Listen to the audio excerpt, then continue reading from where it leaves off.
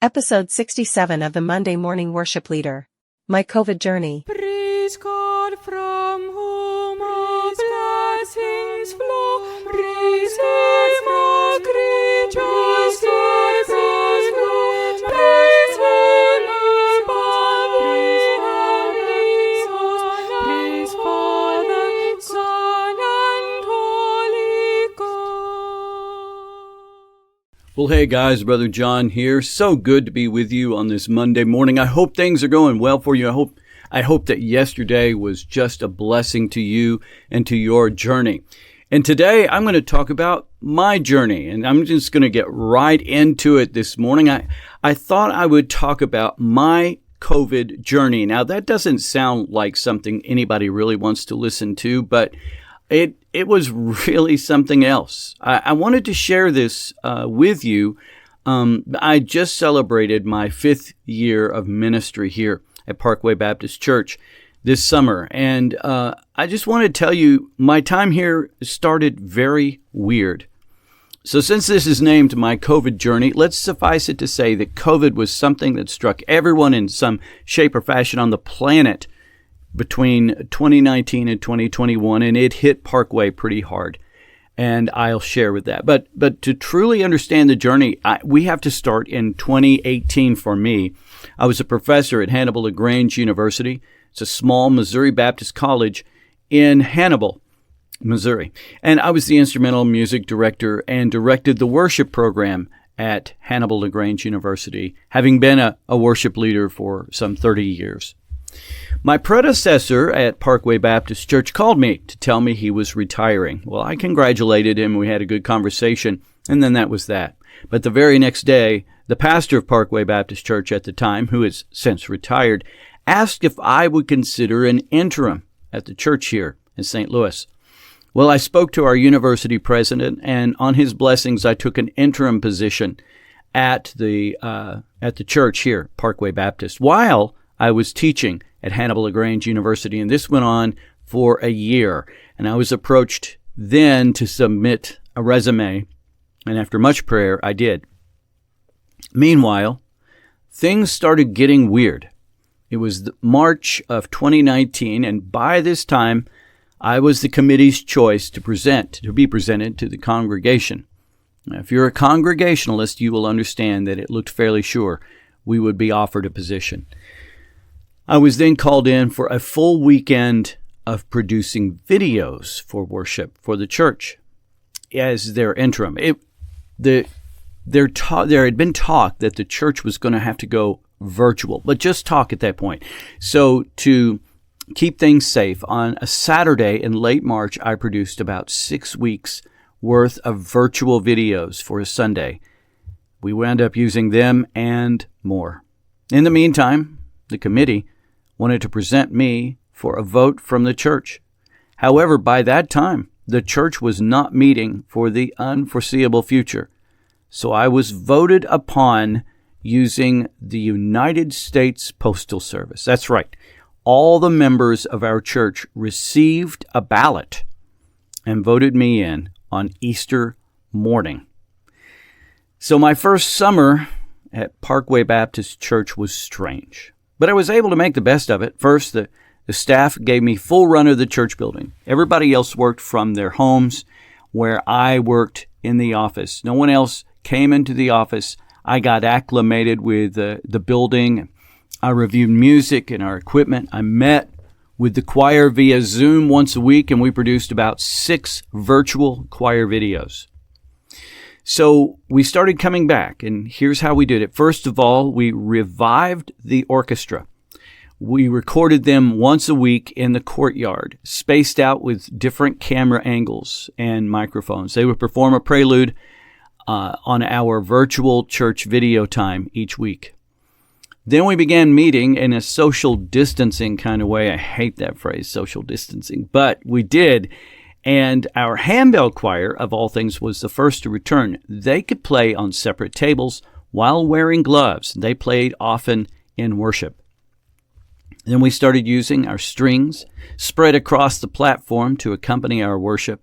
Also, our pianist and guitarist were fortunately married, so they both stood in close proximity, buying us a little more space. Everyone was masked except me. I would wear a mask until leading worship and then put it back on after I led worship. Then we had the winds. Now, they used muffs on their instruments. The clarinetists, they wrapped themselves and their instrument in a tulle-type material. And then finally, the choir. We used singing masks, and they were dreadful. They first appeared for a Christmas performance on December of 2019. And despite using these amazing singing masks, about half of them got COVID over the Christmas holidays because of our coming together. So up until recently, we used the pre-wrapped emblems for the Lord's Supper, but now we are using stations for the elements in the open air, and that is working very, very well. So I got to thinking, what did I learn when all of this happened? Well, there are 8 things that I wrote down that I think I really was able to take away from the COVID experience. 1, we started a praise team, which has worked very well. If you would like to know a little bit more about our praise team and our praise team philosophy, see episode 64 of the Monday Morning Worship Leader Praise Team 2.0. Also, number 2, our core choir members are extremely close because of what we all walked through. From our Zooming in together to half of the group, at least half the group having COVID at the same time, we got really close. And I attribute that to our strong choir program even today. Number 3, our waning orchestra at the time was revitalized. Because they were placed in great importance at the very beginning of our time coming back, they have blossomed into a 25 to 30 member force on every Sunday morning, and they are a blessing to our church. Number 4, our handbell choir felt important as well. One of the problems with handbells, I believe, is there is a lack of purpose in most churches that still have them. They're just kind of a throw-on. Well, our handbell choir started accompanying songs and started doing different things, and they had a little bit more importance than they had before. Number 5, we got to review everything we do and ask ourselves what is important and what is not important. There are things that didn't make it back after COVID. But that's okay because they were merely just existing.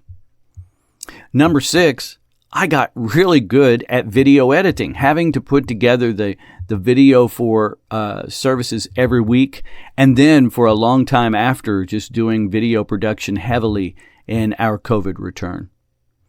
Number 7, our online production at church is still outstanding. When we went into virtual, we took a step up, and we bought some more equipment, and we got really, really good at it, and our online production is pretty good. Number 8, and I didn't even address the overhaul of our children's choir into a fine arts academy. I will do that next week. I remember at the beginning of COVID, I looked in my office library.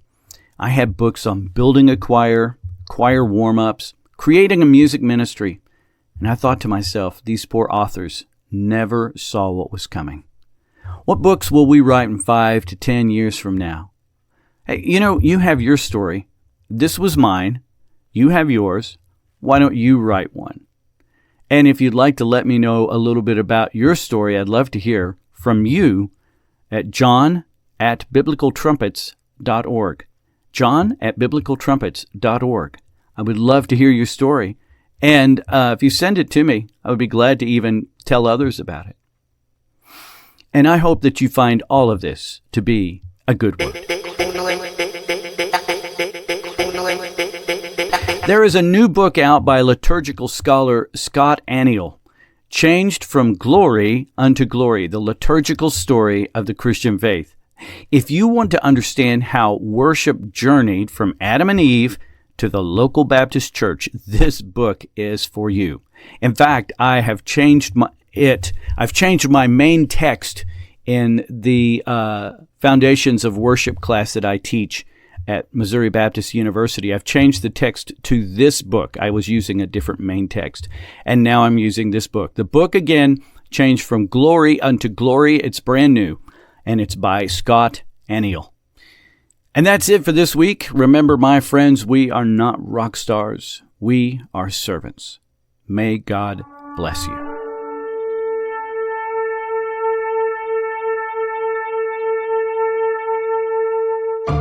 Next time, another narrative of sorts, starting a fine arts academy. Next time on the podcast.